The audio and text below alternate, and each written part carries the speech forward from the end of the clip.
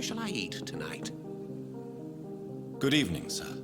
Please forgive me for disturbing you. I'm a doctor. I never judge a man by his title, but by his attitude. And you are not disturbing me at all. I am Calhoun Russell, and I welcome you. Well, I must admit it's good to receive a warm welcome for once. I'm Jonathan Reed. Welcome, Dr. Reed. Welcome to my humble shop.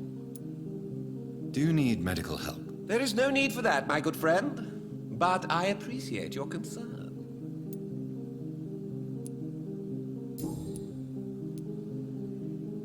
What can you tell me about this place? I recently found the best steak and kidney pie in the city. I'd be glad to share the address if you want. Finding a good restaurant? Is that really all that interests you? Oh, I have many passions, but nothing brings me ecstasy like subtle and exquisite flavors from my teeth to my belly. I must confess, I have quite specific tastes when it comes to nutrition. Really? Well, I'm always happy to try new exotic meals. If you ever find an intriguing table, please share the address.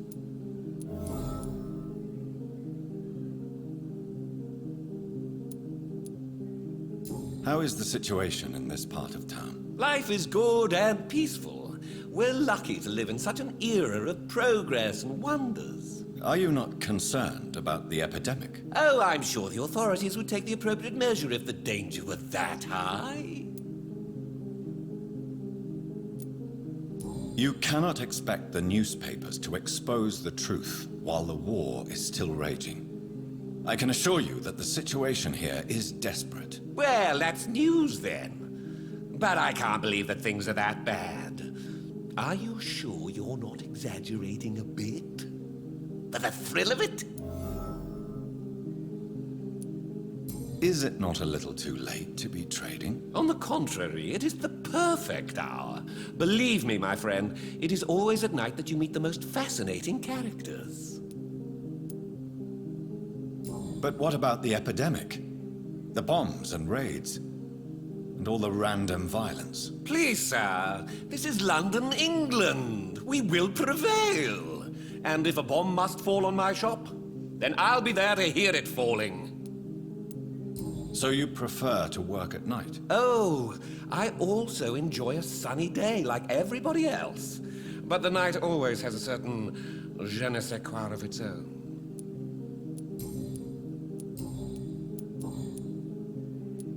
Do you have any family nearby? Not since my parents died. I'm London's lone gourmet. Really? But you seem to be such a pleasant and sociable fellow. I'm afraid the real hedonist has to be sometimes. I discovered ecstasy as a solitary pleasure, but it does not mean it can't ever be shared. London's lone gourmet. What a strange title. I used that name in my early years when I was a food critic, and I kept it. I'm investigating the source of the epidemic in this district. Have you noticed anything unusual? Not really. Wait, now that you mention it, I don't see the McPhersons in my favorite restaurants. They love delicate meals too, you understand. Thank you. It may be nothing, but I'll investigate anyway. Where do they live? They have a house in the southern part of the district, somewhere north of the railway bridge. There is a courtyard, if I remember rightly. I may have a look at your goods, Mr. Russell.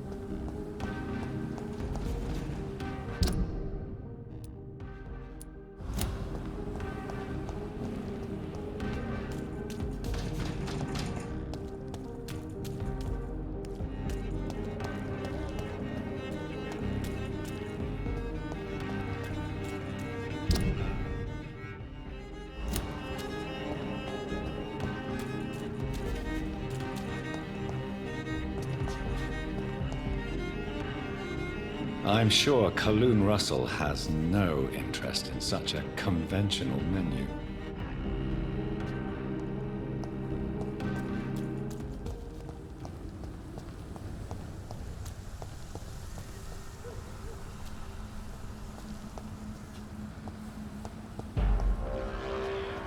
Go back home, idiot! Over there! There's one of them vermin!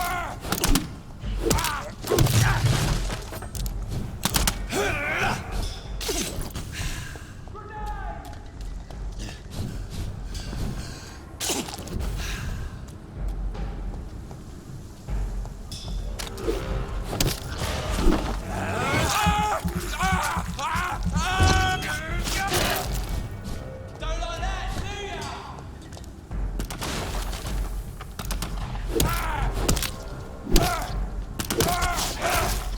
Filthy piece of shit! Take a breath of this!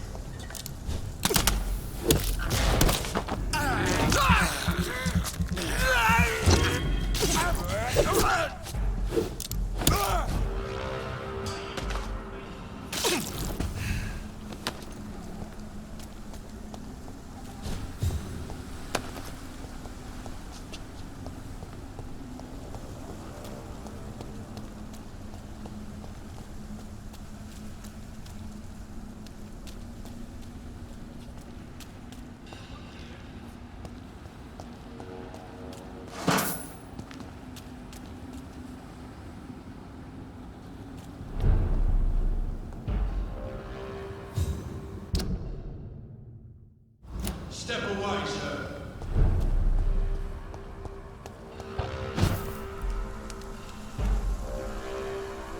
Best run along home, sir.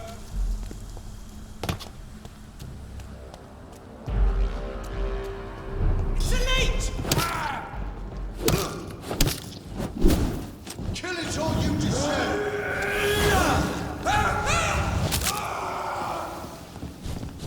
Die, vermin! Send you to hell!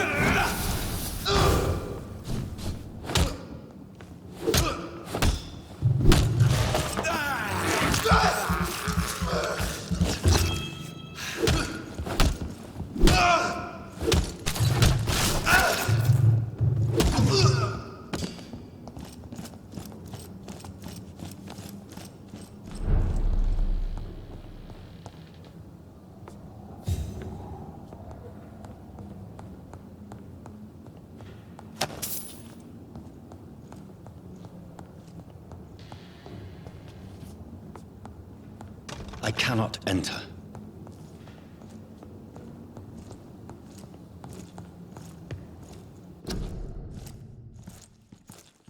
A restaurant where the guests are blindfolded before being seated. Intriguing.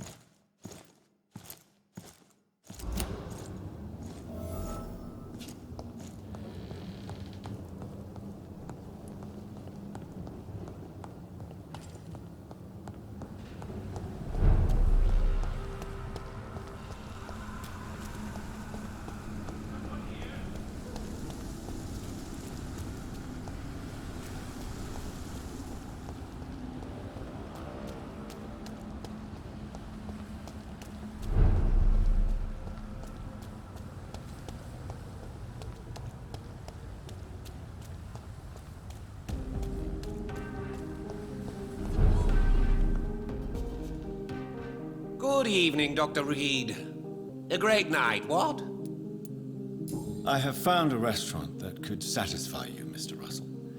The most intriguing and exotic restaurant in London. Really? You have piqued my interest. Where is it? It's a place where you eat in complete darkness and try to identify your meal without anything but your palate. My, oh my, how interesting. It could even be fun to eat a little poisson et fruit that way. Oh, thank you, Dr. Reed. Please, have this for your research.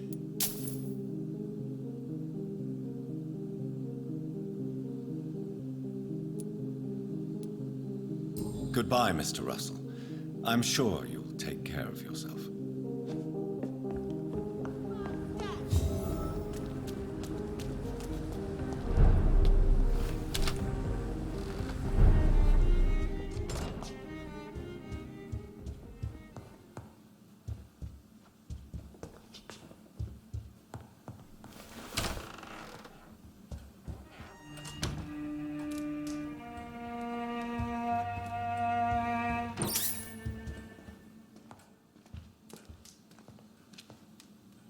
Good evening, Avery. Mr. Jonathan? I can't believe my own eyes. Oh, it's a miracle. We all thought you were... Oh, sir, your poor sister. What a tragedy. I know, Avery. I know about my sister's murder. Miss Reed expected you to return to assist with the funeral, right up until the last minute. Where have you been, Mr. Jonathan? We needed you here. Do you need medical attention, Avery? Thank you, but I'm all right, sir.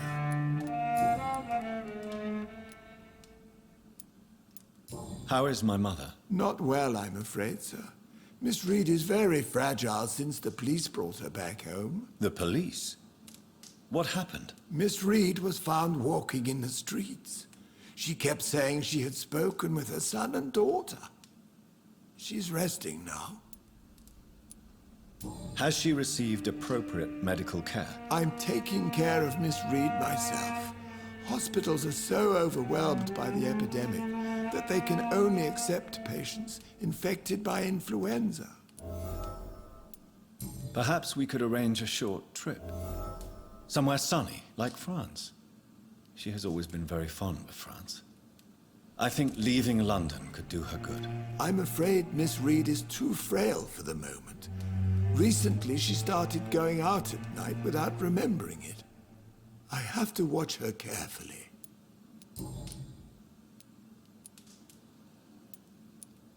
I'm sorry I could not be here for Mary's funeral.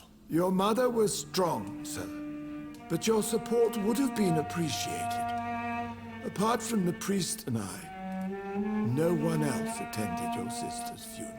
To be present at the funeral with you both was my dearest wish, Avery. But I am sorry, I simply could not attend. I would not dare to question your absence, Mr. Jonathan. All I can say is that we missed you a great deal during these difficult days. What is the situation in this part of town? For a time, the West End seemed spared by the epidemic. But the situation is getting much worse. Have you no relatives anywhere? I'll understand if you want to take a few days to see family. Your father managed to guarantee my earnings as long as I take care of this house, sir. My sisters are dead, and I've never met my nephews. I'll stay, sir. Tell me the truth, Avery. Do you feel forced to stay here? Would you leave this house without the arrangement made by my father? No, sir. I have nowhere else to go. And I promised your father I'd take care of his family as long as I live. This house is dead, Avery. There is a curse on this family. You really should consider leaving. If only you could have been here sooner or more often. Maybe this house would not be that empty. But you're here now, sir. So my task is not over. You have served this family extremely well, Avery. Your support during these terrible times is much appreciated. Then I will stay. All I ask is that you take care of my own funeral if I die before the end of the epidemic. No mass grave, please, sir.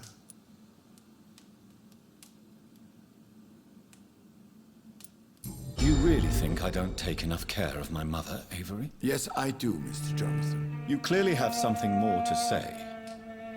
Speak your mind, Avery. I know you work hard to help the sick, but what will you do once the epidemic is over?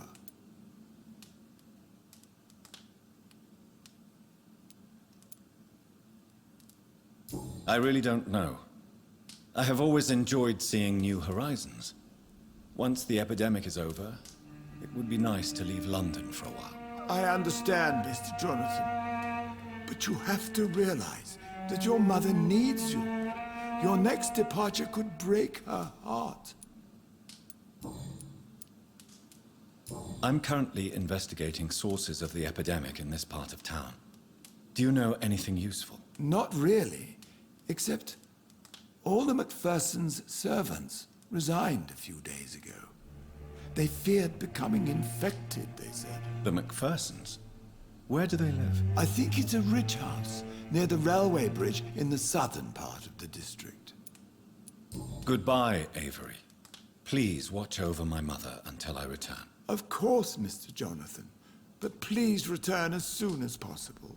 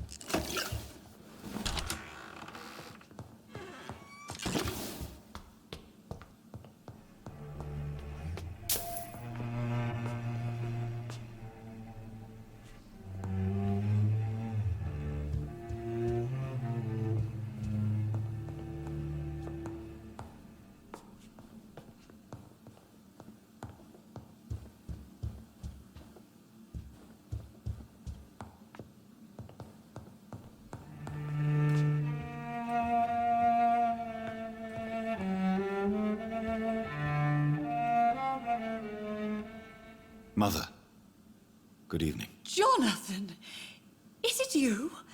Where have you been, my prodigal son? I'm right here, Mother. I'm finally home. Yes, for this son of mine was dead and is alive again. He was lost and now found.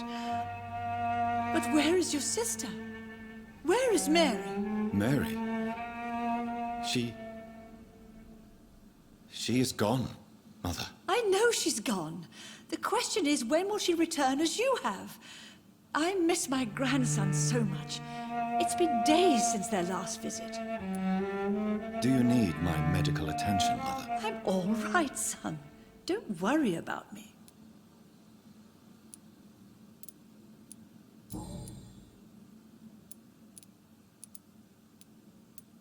Have you returned to Whitechapel Cemetery since Mary's funeral? I never want to go back to that awful place. Wait. I think I went back once. And you were there too. And Mary? No, that can't be true. It was just a bad dream, Mother. A nightmare, yes. Mary was so angry. I walked back home alone. If that kind policeman had not called Avery from the station, I don't know what would have happened. Mother, do you know what's been going on in this area? Not really. I don't go out much due to the epidemic, and when I do, I tend to get lost. What do you mean you get lost? I hope you don't go outside alone. Of course not. When I go out, your father always comes with me, but he leaves me there sometimes, and I have trouble finding the way back.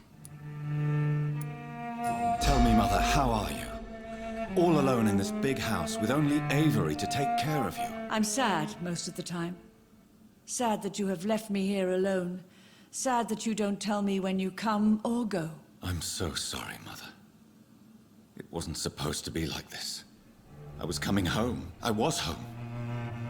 London, the Thames, and then it happened. What happened, Johnny?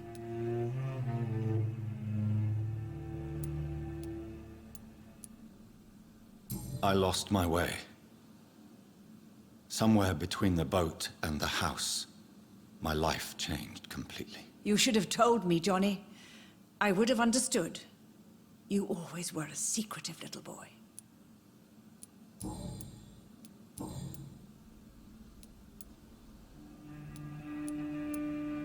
Do you need anything, Mother? Can I help you? I just want you to stay with me, Jonathan. Your room is ready. I asked Avery to make your bed. I'll stay as long as I can, I promise. Do you need anything else? Just one thing. Stop staring at me like that. As much as I love you, it breaks my heart to look at those empty and dead eyes. Are you working on a new painting? Not recently. I have trouble focusing on my subject and my mind quickly drifts. It's the same thing when I try to write poetry. I recently met a talented painter with an excellent technique. I wish you two could meet. I'm sure you'd like her. I'd be glad to meet her. What is her name? Is she famous? Is she dead too? She's not famous, and her name is of no importance. And yes, she is also dead. The important thing is, I hope you two get along. If she ever fancies meeting your mother, I'd be glad to welcome her into my home. Do you think Avery is right? Do you think I should take better care of you? I don't blame you, but you abandoned me, son. A mother should not survive her children. It's unbearable to know you're not here anymore.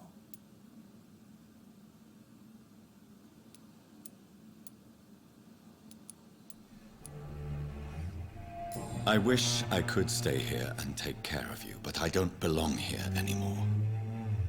My new home is an empty room, as cold as night and as red as blood. You don't have to apologize to me, Johnny. Do you think I did not notice how much you have changed? Have I changed that much, Mother? Am I still your son? You are still, and you'll always be. Despite your pale skin, your bloody eyes, and that echoing sadness in your voice.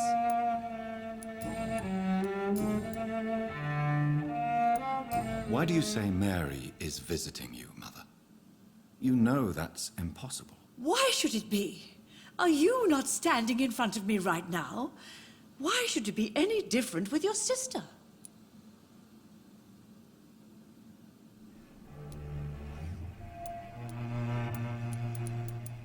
But Mary really is dead, Mother. Yes. And are you not dead too? Isn't your father dead? And my grandson? And my son-in-law? You're all gone. But you all still visit me from time to time. But I'm not dead, Mother. I'm really here, talking to you, trying not to cry. Oh, it breaks my heart to have to tell you this. But of course you're dead, my darling boy. Just look at you, as pale as my Mary. Goodbye, Mother. Try to rest now. Goodbye, son. Please come back soon.